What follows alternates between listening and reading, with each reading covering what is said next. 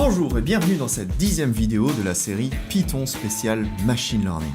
À partir de maintenant, fini de rigoler, parce que vous maîtrisez suffisamment les bases pour qu'on passe enfin aux choses sérieuses. Dans cette vidéo et les deux suivantes, nous allons parler à fond d'un des packages les plus importants de tout Python, NumPy.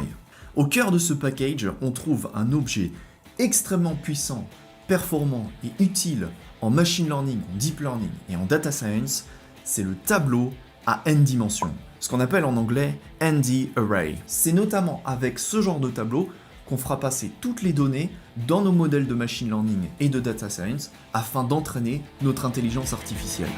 Donc comme son nom l'indique, le ND Array, il nous permet de créer des tableaux à une dimension, à deux dimensions, ce qui ressemble à une matrice Excel, à trois dimensions, ce qui ressemble à un cube, et ça continue comme ça jusqu'au-delà de votre imagination.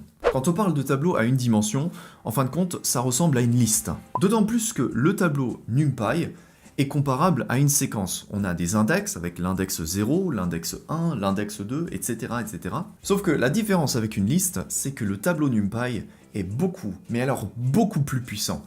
Il prend moins de place en mémoire, donc ça vous permet d'écrire des programmes qui s'exécutent beaucoup plus rapidement. Et comparé aux listes, le tableau NumPy nous donne accès à beaucoup plus de méthodes pour faire du calcul scientifique, et donc il est beaucoup plus propice à faire du machine learning qu'une liste.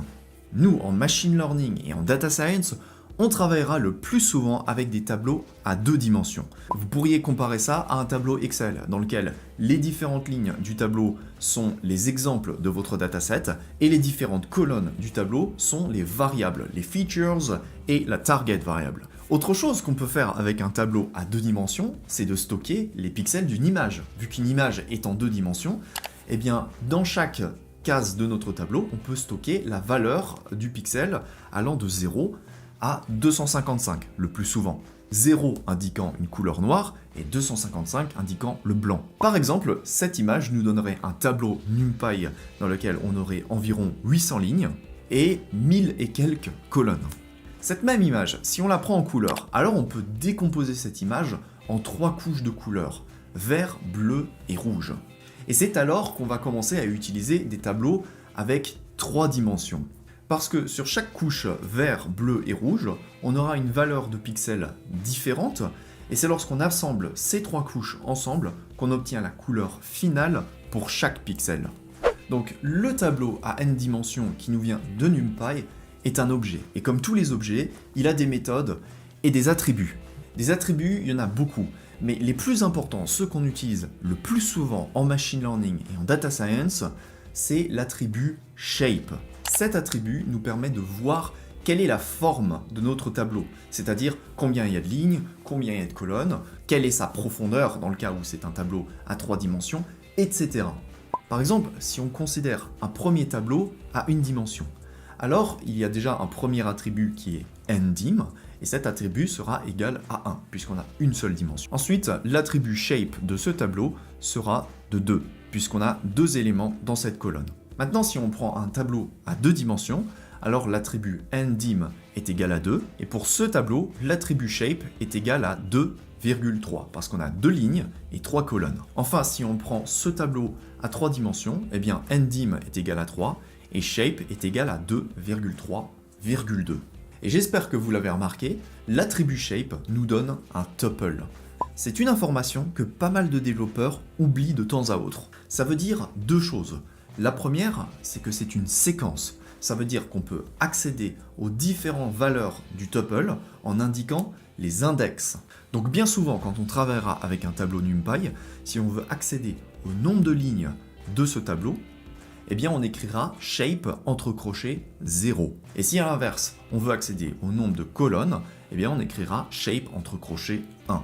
Maintenant, la deuxième chose que ça veut dire, c'est que shape est un attribut immutable, puisque par définition, un tuple ne peut pas être muté. On ne peut pas rajouter des éléments dans un tuple ou bien en enlever. Donc l'attribut shape est en quelque sorte protégé.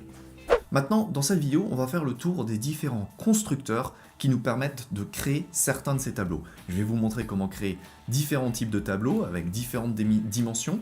On va à chaque fois vérifier l'attribut shape sur ces différents tableaux afin que vous commenciez à être à l'aise avec le concept de tableau à n dimensions. Si vous êtes déjà à l'aise avec le tableau NumPy, alors cette vidéo peut quand même vous être utile parce que je vais parler du paramètre dtype, qui est un paramètre très important et parfois oublié par les développeurs Python. Enfin, dans cette vidéo, je vais aussi vous présenter les méthodes de base qui nous permettent de manipuler des tableaux ensemble, les assembler, les dissoudre, etc. etc. Vous êtes prêts? Allez, c'est parti. La documentation NumPy nous indique à l'adresse suivante que pour créer un objet de la classe NdArray, c'est-à-dire un de ces tableaux, alors il existe un constructeur de base qui est la fonction array. Donc pour créer un tableau, la première chose qu'on fait, c'est bien sûr d'importer NumPy as np, c'est le nom qu'on donne le plus souvent à NumPy. Puis ensuite, on utilise la fonction array. Et à l'intérieur de cette fonction, on passe les nombres que l'on veut avoir dans notre tableau. Si par exemple, on voudrait avoir un tableau à une dimension qui contient les nombres 1, 2 et 3, alors vous pourriez vous dire qu'on va passer 1, 2 et 3 à l'intérieur de notre fonction. Sauf que ça ne fonctionne pas avec NumPy. Le constructeur array ne fonctionne pas de cette manière. Si vous voulez passer de tels nombres dans votre constructeur, alors il faut les mettre entre crochets. Et alors là, on arrive à créer un tableau qui sera un objet de la classe NdArray. Donc maintenant, ce tableau, on peut en vérifier le nombre de dimensions. Donc on a une dimension. On peut aussi voir sa forme en utilisant l'attribut shape, donc qui nous indique que sur son unique dimension, eh bien, il y a 3 éléments. Et on a dans NumPy toute une série d'attributs qui nous sont détaillés dans la documentation. Mais je vais vous dire tout de suite, quand on fait du machine learning ou du data science, il y a surtout 2 attributs qui sont importants, surtout si vous débutez. Tous les autres, vous pouvez les oublier. C'est l'attribut shape ainsi que l'attribut size qui nous retourne le nombre d'éléments qu'il y a dans notre tableau. Tous les autres, si vous débutez, vous pouvez les oublier parce que vous les verrez presque jamais. Même l'attribut ndim, à la fin de cette vidéo, vous pouvez l'oublier. Tout simplement parce que, comme je vous l'ai dit, en data science et en machine learning, on travaille presque tout le temps avec des tableaux qui font 2 dimensions. Ce que je veux dire, c'est que c'est pas quelque chose qui varie d'un projet à l'autre. Donc bon, ça ne nous sert pas à grand chose de l'utiliser. Donc maintenant, vous connaissez le constructeur de base, mais dans la pratique, on n'écrit pas de façon explicite tous les nombres qu'on veut avoir dans notre tableau. À la place, on a des constructeurs qui nous permettent d'initialiser nos tableaux avec certains nombres et certaines dimensions. Par exemple, on a la fonction np.zeros qui initialise notre tableau avec plein de zéros, et tout ce qu'on a à faire, c'est d'indiquer dans notre fonction les dimensions qu'on va avoir pour notre tableau, c'est-à-dire la forme, le shape. Donc on va écrire le shape, mais sous forme de tuple, puisque shape c'est un tuple. Donc par exemple, si on veut un tableau avec 3 lignes et 2 colonnes, on écrit 3,2, et alors B, c'est un tableau qui est rempli de 0, 3 lignes, 2 colonnes. Pour le fun, on peut vérifier son nombre de dimensions, donc on a 2 dimensions, et on peut vérifier sa forme, shape, on a donc 3, 2. Et juste au cas où, si vous ne me croyez pas concernant le tuple, eh bien on va utiliser la fonction type qu'on a vue dans une ancienne vidéo, et ça nous indique bien que b.shape c'est un tuple. Donc voilà, on a d'autres fonctions qui nous permettent d'initialiser par exemple un tableau avec que des 1, donc pareil, on va écrire notre tuple qui contient les dimensions de notre tableau, donc par exemple cette fois-ci on fait un tableau avec 3 lignes et 4 colonnes, donc voilà, il est rempli de 1. Donc par exemple, avant, je vous ai parlé de l'attribut size, qui est un attribut important à connaître. Donc si on cherche la taille de ce tableau, ça nous indique 12, qui est au passage le produit entre les différentes dimensions de notre tableau. Une autre fonction qui n'est pas tellement utile, c'est la fonction np.full, qui nous permet d'initialiser un tableau avec un certain nombre. Donc par exemple, on va faire cette fois-ci 2 lignes et 3 colonnes, et on va le remplir de nombre 9. Donc voilà, ça nous donne ce tableau. Mais bon, c'est très rare de voir un programme de machine learning utiliser cette fonction. En général, on se contente d'initialiser nos tableaux soit avec des 1, soit avec des 0, soit avec des nombres aléatoires. Et c'est ça qui nous intéresse le plus souvent. Pour ça, on va utiliser un des modules du package NumPy, qui est le module random. Donc, on écrit np.random. Et après, on va avoir accès à beaucoup de fonctions à l'intérieur de ce module. Et celle qui nous intéresse le plus souvent, c'est une fonction qui s'appelle randn. Cette fonction, si on s'en réfère à la documentation, elle nous génère, c'est-à-dire elle nous initialise notre tableau avec des nombres issus de la distribution normale centrés en 0. Et comme on peut le voir, il y a une différence par rapport aux autres constructeurs, c'est qu'on n'utilise pas un tuple pour indiquer les dimensions qu'on veut avoir dans notre tableau random.randn. Donc à l'intérieur de cette fonction, on va simplement écrire par exemple 3,4. Et là, ça nous génère un tableau avec 3 lignes, 4 colonnes, et tous les nombres sont aléatoires, mais distribués selon la distribution normale centrée en 0. Bien sûr, comme c'est des nombres aléatoires, à chaque fois que j'exécute ma cellule de code, eh bien, le contenu de mon tableau va être différent. Donc, si on veut fixer le générateur aléatoire pour qu'il nous produise toujours le même résultat, on va utiliser la fonction seed du module random, qu'on avait déjà vu dans une ancienne vidéo. Donc par exemple, à l'intérieur de cette fonction, on va fixer avec le nombre 0. Donc là, on aura toujours le même aléatoire qui est produit par notre générateur. Si on veut avoir une combinaison différente, on va utiliser un autre numéro. Par exemple, ce nombre-là. Voilà. C'est un autre nombre et le résultat est complètement différent.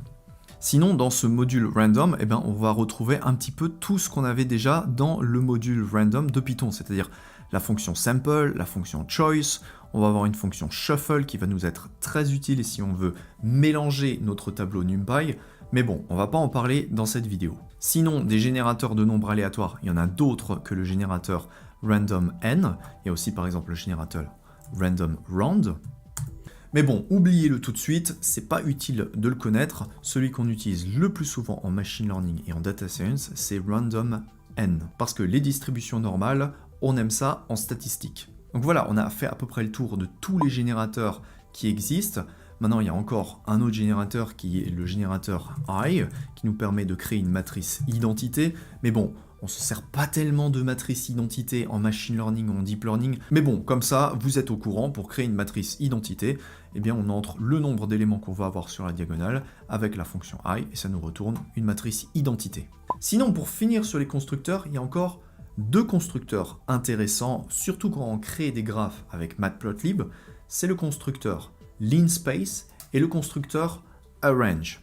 Donc, le constructeur linspace, il nous permet de créer un tableau à une dimension dans lequel on va préciser un point de début, un point de fin et une quantité d'éléments qu'on va avoir dans notre tableau. Et cette quantité de nombres, elle va être répartie de façon égale entre notre point de début et notre point de fin. Par exemple, si je veux avoir 20 points répartis entre 0 et 10, eh bien j'écris le code suivant, et du coup ça me donne 0, 0,5, 1, 1,5, etc., etc.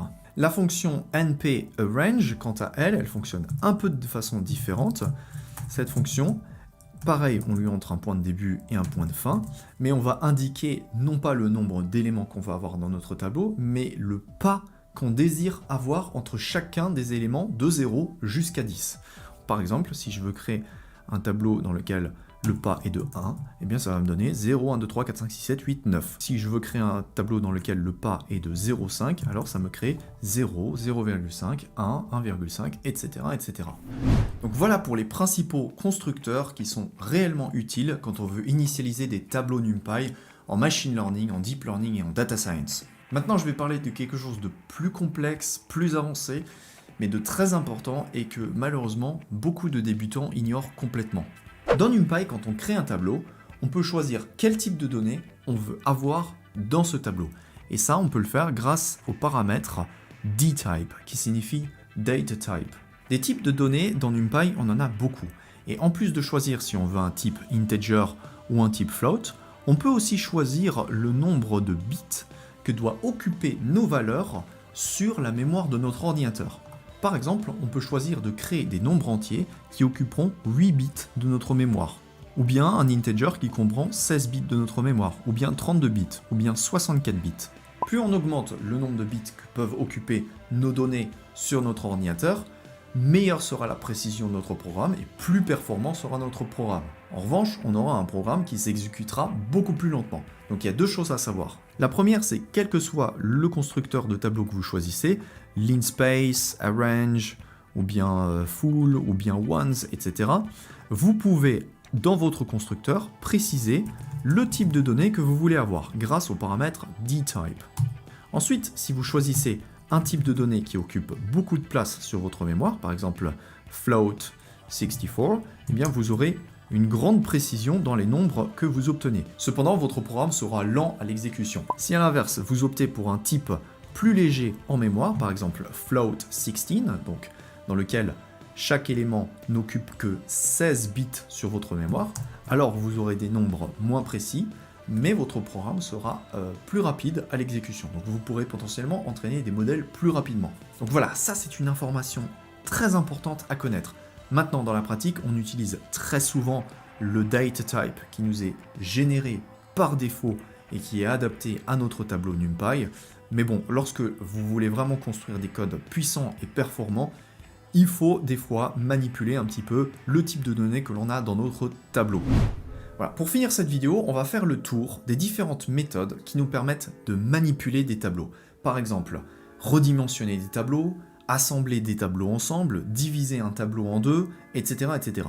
Voilà, imaginons qu'on ait créé deux tableaux NumPy, les deux font la même dimension, c'est-à-dire 3 lignes, 2 colonnes.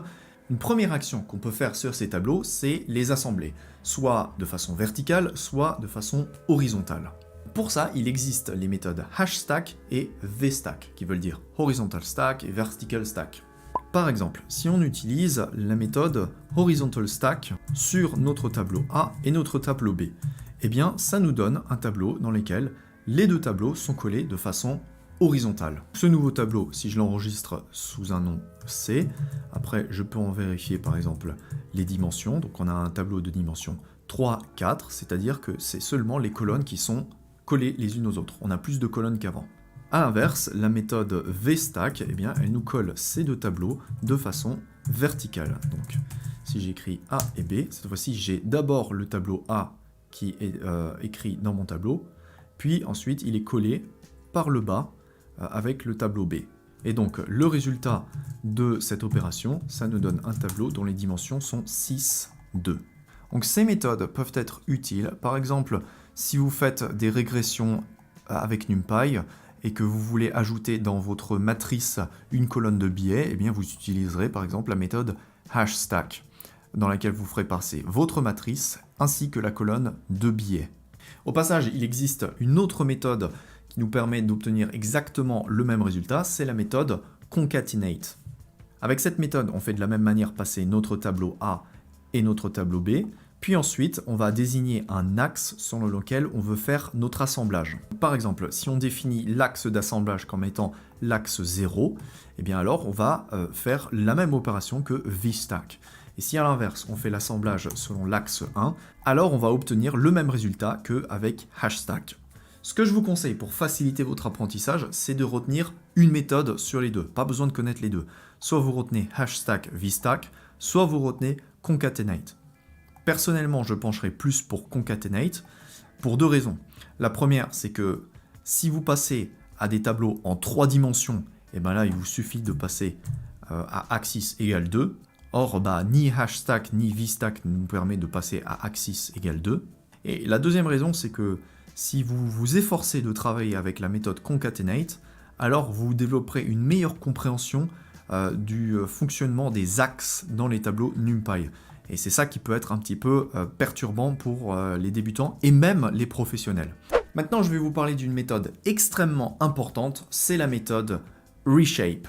Cette méthode, elle nous permet de remanipuler la forme d'un tableau pour lui donner une nouvelle forme. Attention toutefois, cette méthode ne fonctionne évidemment que si le nombre d'éléments qu'on a dans la forme initiale est égal au nombre d'éléments qu'on a dans la forme finale. Donc, tout à l'heure, on a créé un tableau D qui est de dimension 6, 2, c'est-à-dire qu'il y a 12 éléments dans mon tableau.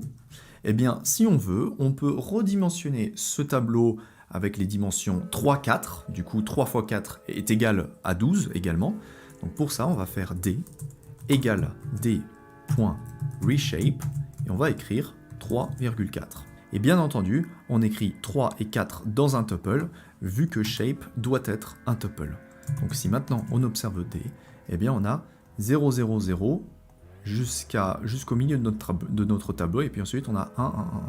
Donc le remaniement de la forme de notre tableau a bien évidemment un impact sur la façon dont les nombres sont disposés dans notre tableau. Ça, c'est quelque chose de très important à savoir. Cette méthode, vous la verrez dans énormément de codes que vous trouverez sur GitHub, sur Internet, etc.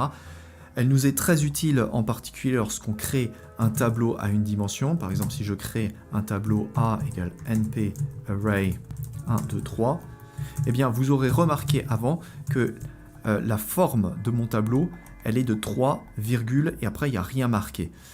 Eh bien, très souvent, on a envie d'écrire un 1 à la place de cette chose complètement vide qu'on a en ce moment, parce que ça peut créer des problèmes dans certains algorithmes, le fait de ne pas avoir le petit 1 présent dans notre shape.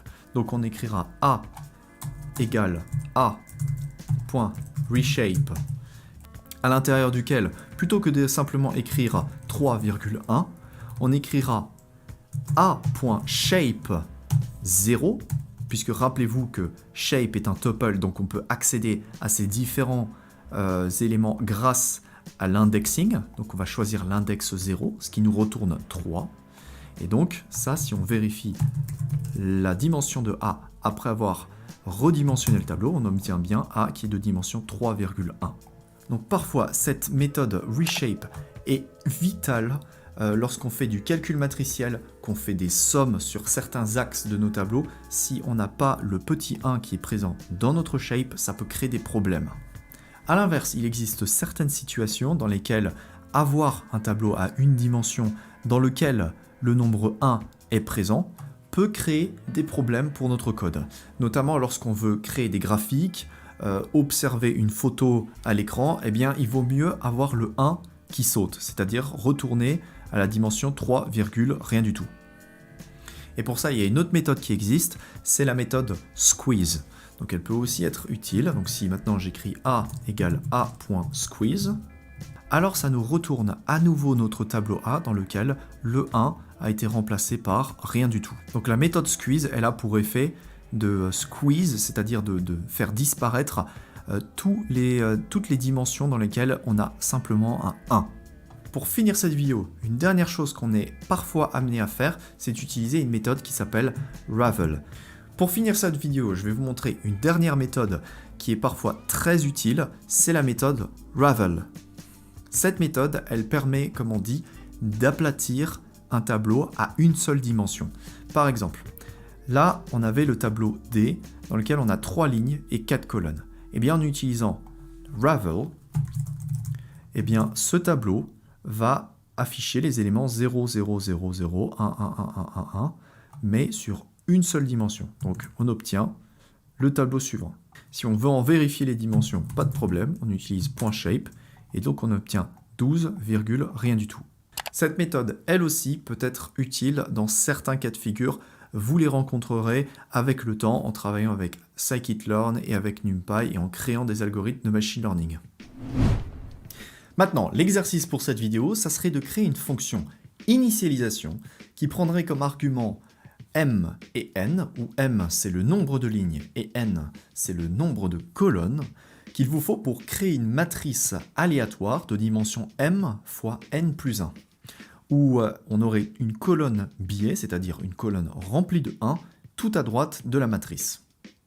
Pour ça, si je peux vous donner quelques indices, il vous faudra utiliser la fonction reshape, il vous faudra utiliser la fonction random.roundn, et il vous faudra aussi la fonction concatenate.